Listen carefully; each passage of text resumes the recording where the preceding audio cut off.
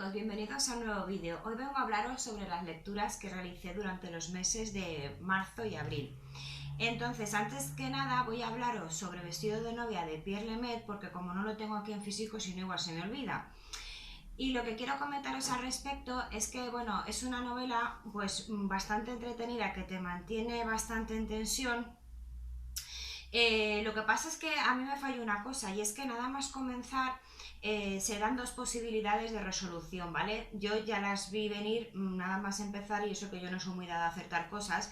Lo que pasa es que por lo que se nos va contando nada más empezar, pues la protagonista, tú ves que se sujeta a unas situaciones en las cuales el lector piensa una de dos: o esta chica ha perdido la cabeza y tiene como una especie de enajenación mental transitoria de vez en cuando y hace cosas que luego no recuerda para nada, o alguien pues le está haciendo la puñeta, digamos, y entonces va haciendo a escondidas de ella, evidentemente, pues le va creando situaciones contra su voluntad para que le sucedan cosas terribles, ¿vale? Entonces yo pensé, bueno, como son bastante obvias nada más comenzar el libro una de estas dos posibilidades, pensé que el autor, como en algún otro libro suyo que he leído, más adelante me daría una vuelta de tuerca así sorprendente, pero la verdad es que no fue así. Como digo, es un libro corto que se lee muy fácilmente y que engancha muchísimo y es adictivo, entonces sí que lo recomiendo por ese lado, pero tampoco esperéis grandes sorpresas, porque desde luego cualquiera de las hipótesis, que no voy a decir cuál es, que podáis barajar, que ya se deducen enseguida, pues digamos que va a ser lo que vais a encontrar. Entonces, grandes sorpresas en esta novela no encontréis, pero bueno, la recomiendo porque ya digo que se lee bastante bien.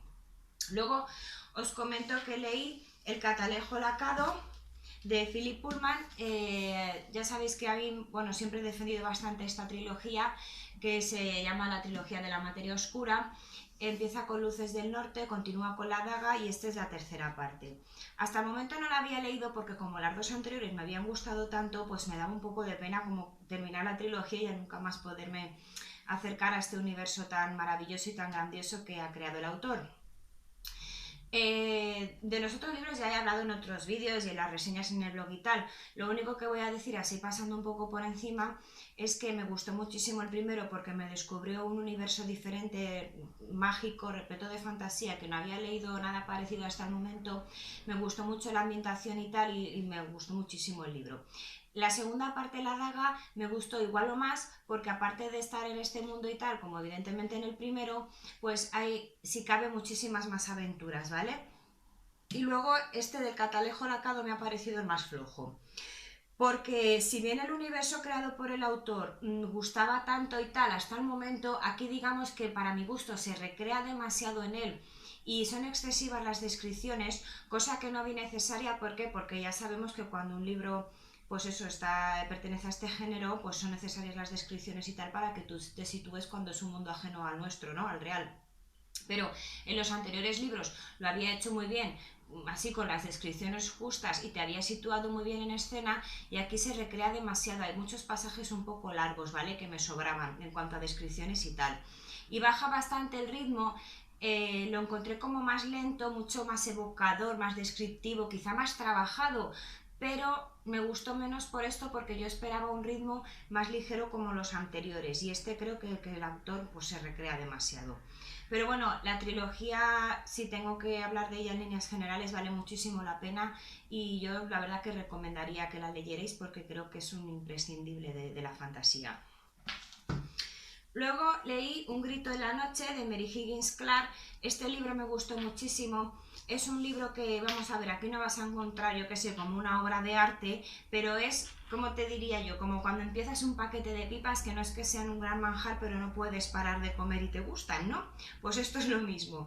Lo leí súper rápido porque me mantuvo muy enganchada. También necesitaba algo así porque llevaba varias lecturas que no me habían conseguido enganchar demasiado, estaba un poquito cansada, y entonces me vino pues como un soplo de aire fresco el hecho de que, bueno, vamos a ver, tiene algunos fallos, digamos, si nos ponemos como a analizar el libro bien analizado, porque los personajes son un poquito estereotipados.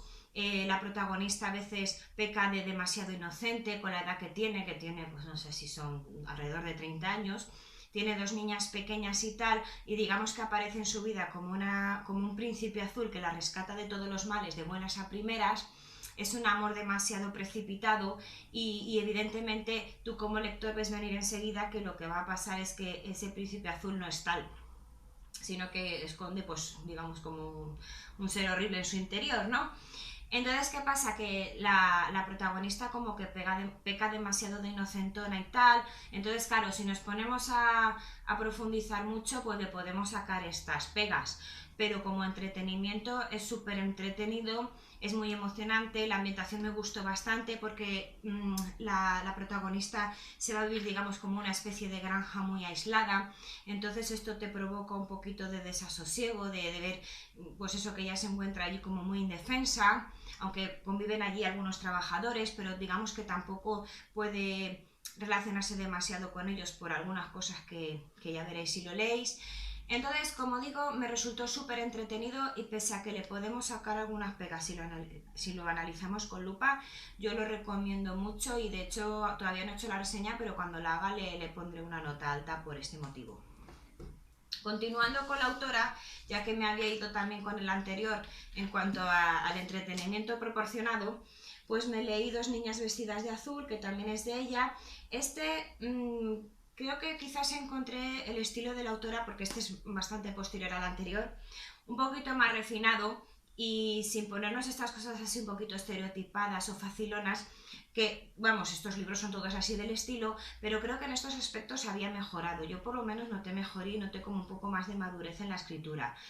Pero bueno, lo mismo, me gustó un poquito menos que el anterior, no por nada, simplemente porque la trama me parecía más agobiante y más desasosegante el anterior y por eso me tuvo como más enganchada la lectura y era como más misteriosa para mi gusto, pero aún así este también es entretenidísimo, lo recomiendo mucho y bueno, vuelvo a repetir, es un poco también como una película de estas de a lo mejor de sábado de sobremesa, que no es que le vayamos a dar ningún Oscar, pero resultan bastante entretenidas, algunas, no todas, porque hay veces que nos ponen unas temporaditas cada película de estas que no valen nada. Pero bueno, estas de misterio de sobremesa buenas y entretenidas, pues eso es más o menos lo que podéis encontrar aquí, así es que también lo recomiendo. Luego continuamos ya con el mes siguiente, que leí Una arruga en el tiempo. Este libro me ha decepcionado un poquito. Yo tengo esta edición que voy a aprovechar para enseñárosla, porque siempre que os hablo de alguno de estos libros que tengo de esta colección, pues también os la enseño, que tiene estas ilustraciones. Es una colección que sacó Círculo de Lectores, que publicó Momo, Matilda y algunos clásicos juveniles bastante reconocidos. Y la característica que tiene es eso de que, como podéis ver, no sé si se aprecia, las ilustraciones del interior siempre van a juego con los tonos de la cubierta y también de las guardas, ¿vale? Entonces es una colección pues que vale bastante la pena. Creo que pues ya no estará a la venta en Círculo porque es de hace bastante tiempo, pero a lo mejor podéis buscar algunos volúmenes de segunda mano sueltos por ahí. Este libro, como decía, me ha decepcionado un poco porque se supone que es una especie como de clásico contemporáneo que incluso mandan leer en los colegios ahí en América, porque es muy reconocido, pese a que a la autora le costó bastante publicarlo porque se lo rechazaron múltiples veces diversas editoriales.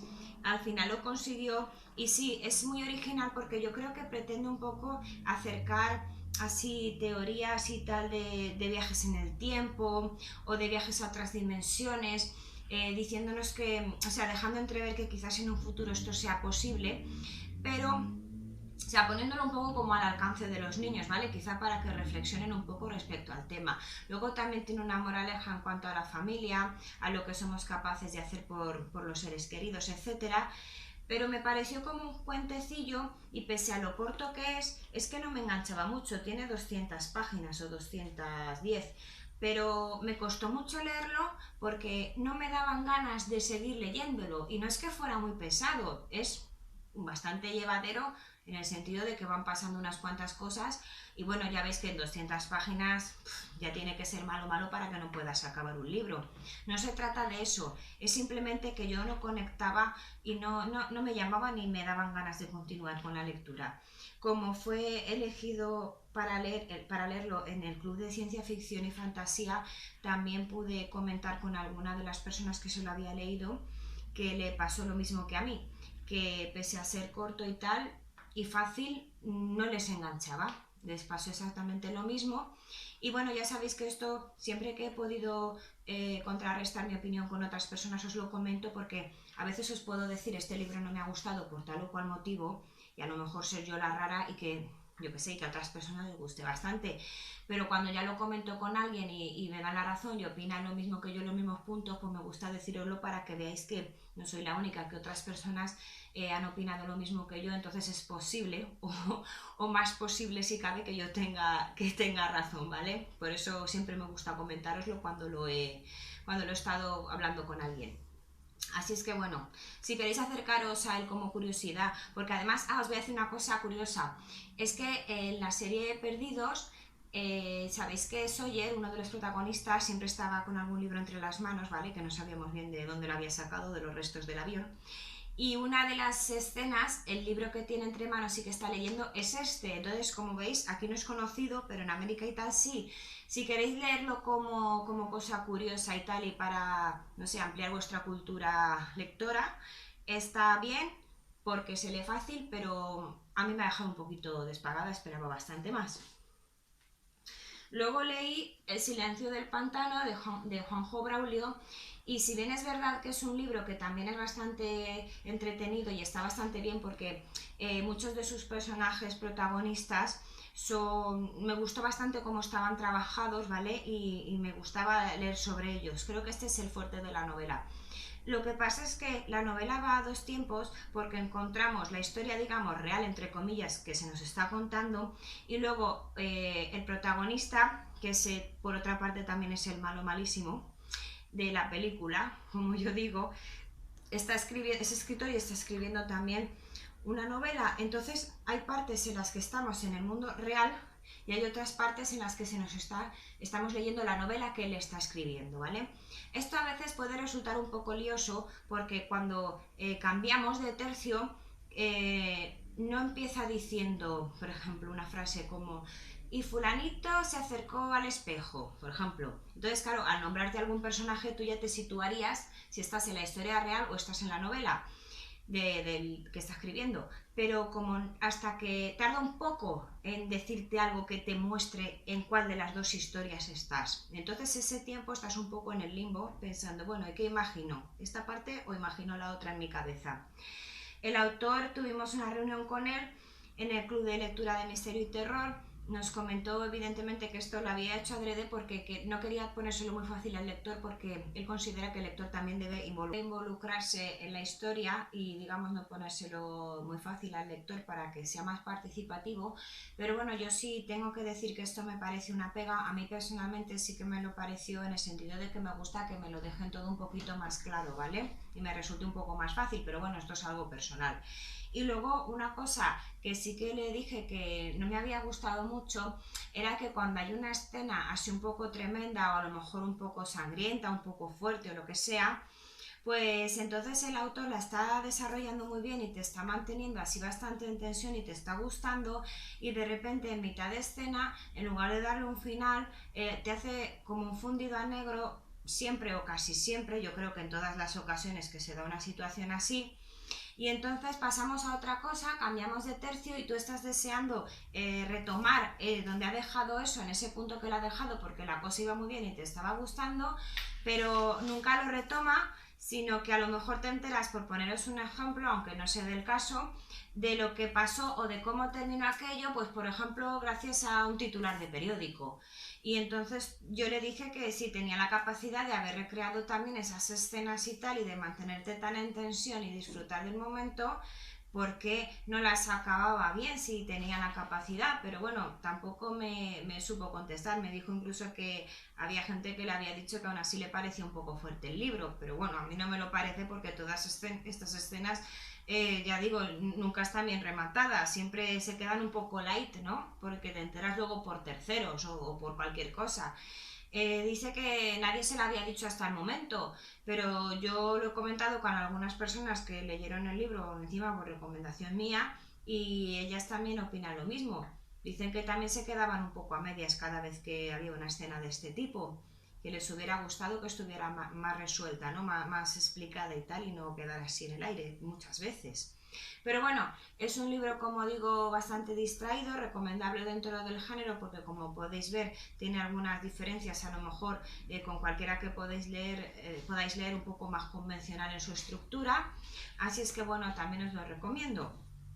Y ya para finalizar, os cuento que releí El hogar de Miss Peregrine para niños peculiares, porque, bueno, quiero leer, no, de hecho estoy leyendo, que esto ya os lo contaré en el próximo vídeo, su segunda parte, porque sabéis que es una trilogía.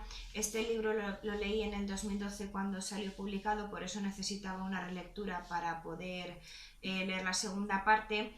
Lo leí porque vi de casualidad su book trailer, que es muy bueno y os lo recomiendo. Si podéis buscarlo, que es cortito y lo veréis, que es muy bueno y da muchas ganas de leer el libro cuando veis el book trailer.